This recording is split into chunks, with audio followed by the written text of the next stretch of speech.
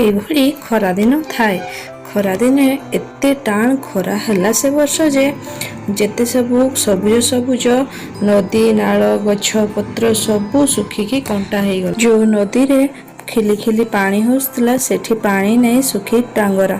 ଖରା ଏତେ ଟାଣ ହେଲା ଯେ କୋଉଠି ପାଣି ମୁଦିଏ ମଧ୍ୟ ନାହିଁ। ଗୋଟେ କାଉ ଉଡ଼ି ଉଡ଼ି ଯାଉଥିଲା, ତାକୁ ଭାରି ଶୋଷ ହେଲା। ସେ ଭାବିଲା ଟିକେ ପାଣି ମିଳିଯାଆନ୍ତା ଯଦି ଆତ୍ମା ଶାନ୍ତି ହେଇଯାଆନ୍ତା। ଏହା ଭାବି ସେ ଏଣେ ତେଣେ ଉଡ଼ି ବୁଲିଲା ପାଣି ଖୋଜିବାରେ। ପାଣି ଖୋଜିଲା, ବହୁତ ଖୋଜିଲା, କୋଉଠି ଟିକେ ହେଲେ ପାଣି ମିଳିଲାନି। ଯେତେ ନଦୀ ନାଳ ସବୁଆଡ଼େ ଖୋଜିଲା।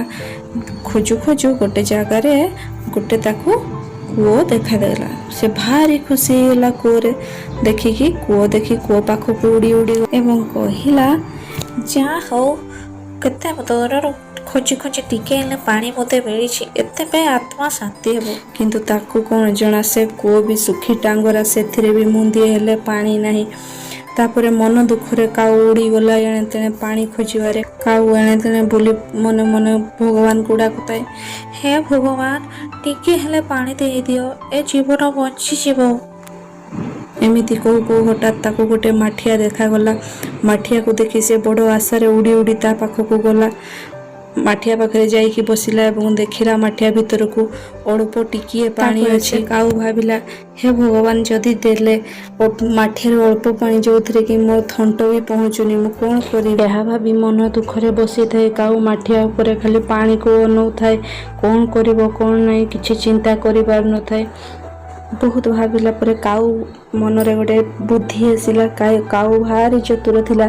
ତଳେ ଯେଉଁ ଗୁଡ଼ି ପଡ଼ିଥିଲା ଛୋଟ ଛୋଟ ପଥର ଖଣ୍ଡ, ତାକୁ ନେଇକି ପାଣି ଭିତରେ ପକେଇଲା। ଯେମିତି ପଥର ଖଣ୍ଡକୁ ପାଣି ଭିତରେ ପକେଇଛି, ପାଣି ଆପେ ଆପେ ଉପରକୁ ଆସିଗଲା। ଯେମିତି ମାଠିଆ ଉପରକୁ ପାଣି ଆସିଛି, ପାଣି ଦେଖି କାଉ ଭାରି ଖୁସି ହେଲା। ଖୁସି ହେଇକି ମନ ଆନନ୍ଦରେ ପାଣି ପିଇଲା ଏବଂ କହିଲା ଭଗବାନଙ୍କୁ, ହେ ଭଗବାନ, ବହୁତ ବହୁତ ଧନ୍ୟବାଦ। ତାହେଲେ କାଉ ପାଖରୁ ଆମେ କ'ଣ ଶିକ୍ଷା ପାଇଲେ? କାଉ ପାଖରୁ ଆମେ ଏଇଆ ଶିକ୍ଷା ପାଇଲେ ଯେ ଯେତେ ବି କଠିନ ପରିସ୍ଥିତି ହେଇଥାଉ ନା କାହିଁକି, ନିଜର ବୁଦ୍ଧି ଓ ଚତୁରତାର ସହ କାମ କଲେ ନିଶ୍ଚୟ ଜିତିବା।